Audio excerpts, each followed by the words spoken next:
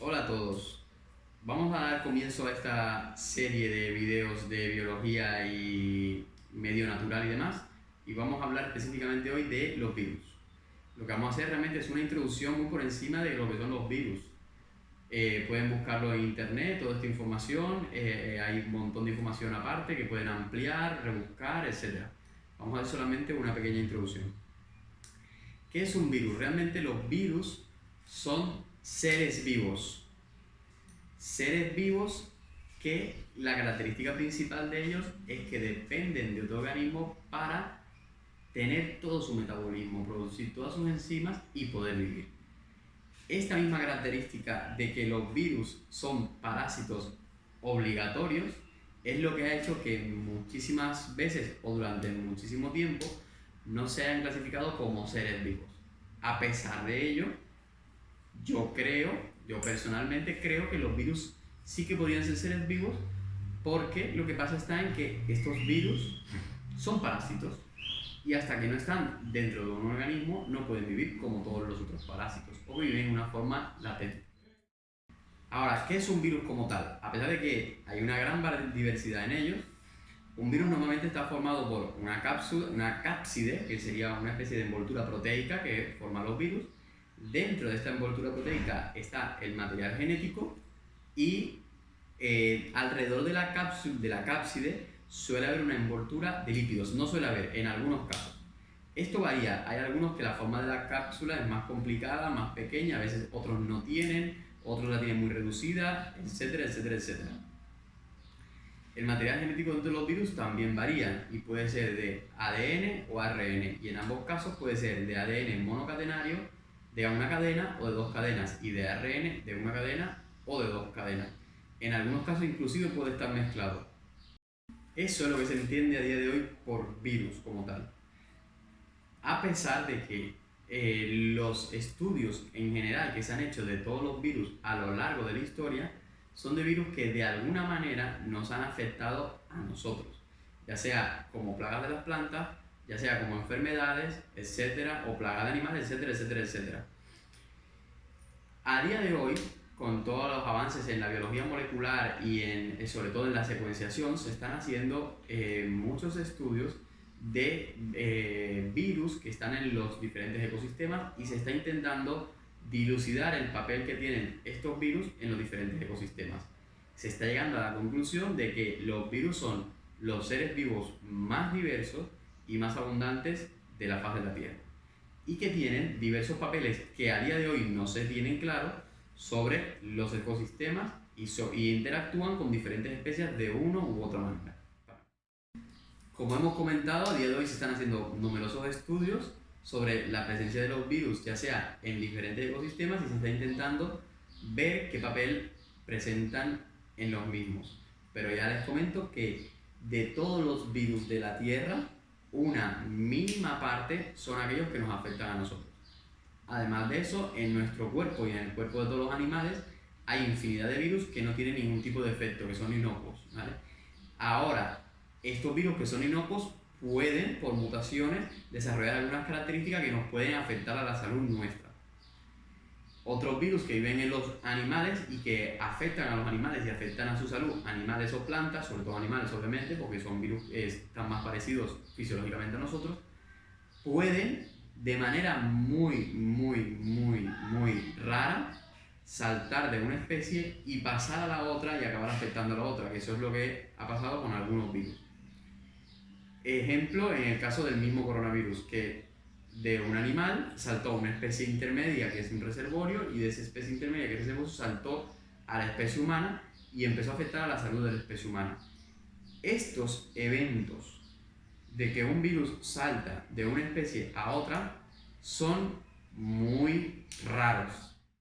Entonces remarcamos eso, que estos eventos de transmisión de un virus, de salto de un virus de una especie a otra especie, es un evento rarísimo, de una probabilidad muy baja, pero que suele pasar, como por ejemplo en el caso del ébola, que ha pasado de una especie al ser humano, una especie que es reservorio y pasa al ser humano, y en el caso del coronavirus y otros virus demás, ¿vale? Y remarcar también que la gran mayoría de los virus son inocuos para nosotros. ¿Cómo se han originado los virus? biológicamente hablando. Existen realmente a día de hoy tres hipótesis. La primera hipótesis, que bueno, son tres hipótesis que probablemente las tres sean ciertas y que diferentes virus se han originado a través de una y otros a través de otra. Primero que hay unas hipótesis que dicen que los virus se originaron prácticamente de manera paralela con el origen de la vida. De manera que los virus se originaron prácticamente antes de que existiera la célula como tal y como nosotros lo conocemos, y se mantuvieron aislados durante millones de años de estas células y luego ya les pudieron haber afectado o empezaron a interaccionar con ellas. Para esto inclusive existen pruebas, porque de ciertos virus sí que se han visto haciendo análisis genéticos y moleculares de la cápsula y de material genético que los antecesores comunes que tuviéramos con ciertos tipos de virus serían más antiguos a LUCA, que es el antecesor común que tenemos con bacterias y arqueas. La siguiente teoría, que también es muy interesante, es que dice que los virus fueron agentes que salieron de una célula, ¿vale?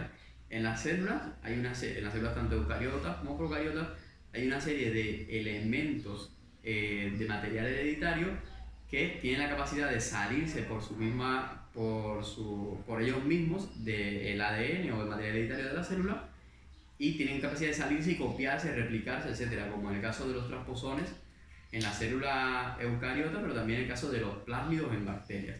Entonces la teoría dice que uno de estos elementos, son elementos saltarines o elementos que tienen esta capacidad de salir de la cadena de ADN, salió de la célula y formaron los virus. Y la tercera hipótesis de formación de los virus es una hipótesis relacionada con la evolución de los parásitos en general.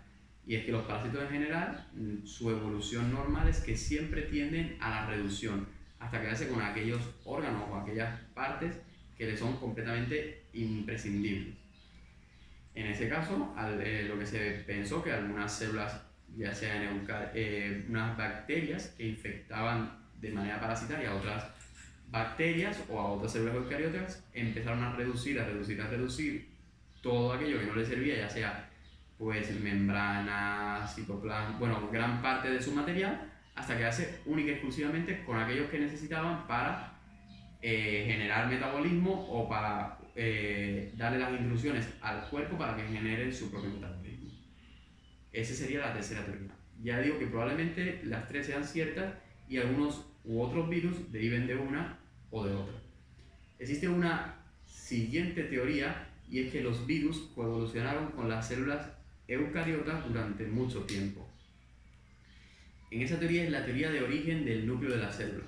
Se ha planteado en 2001 que el núcleo de la célula posiblemente ha surgido por una endosimbiosis entre una arquea y un virus.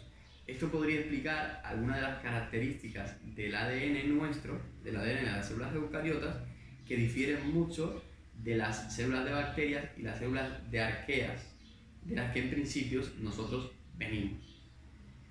El ADN nuestro, una de las primeras características que tiene es que es lineal. La gran mayoría de las de bacterias y arqueas es circular, el nuestro es lineal. Además de que tiene muchos fragmentos que a día de hoy no tienen una función o no tienen una explicación. Además de que tienen algunas partes del ADN, como una cápsula, etcétera, que no hay similitudes en bacterias y arqueas. Entonces lo que plantea esta teoría es que una arquea inicial con un citoplasma fagocitó un virus, cierto tipo de virus que están formados por una membrana de lípidos y dentro material genético. Este virus empezó a formar parte de las... no llegó a destruir la célula eucariota, la célula arqueana por sí mismo, y empezó a formar parte de la misma célula. El material hereditario del virus llegaría entonces a secuestrar completamente a la célula, y por los procesos de mitosis y citocinesis, el material hereditario del virus se garantizaría su multiplicación y replicación, utilizando a su vez el mismo citoplasma o la misma estructura que la célula arqueana le había proporcionado. Esa es una teoría. Veremos en un futuro si es cierta.